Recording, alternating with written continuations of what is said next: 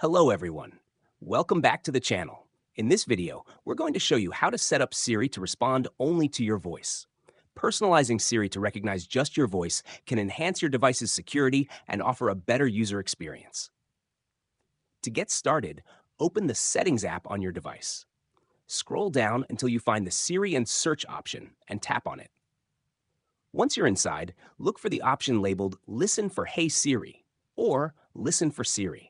If this setting is turned on, Siri may respond to anyone's voice.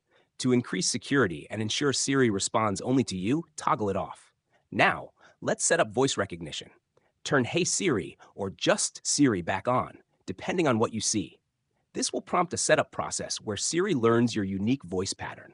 Follow the on-screen instructions, which include speaking phrases like Siri, how's the weather? Or Siri, send a message.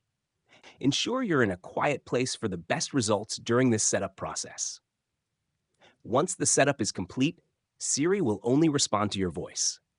That's it for today's tutorial. If this video was helpful, don't forget to like and subscribe to the channel for more tips.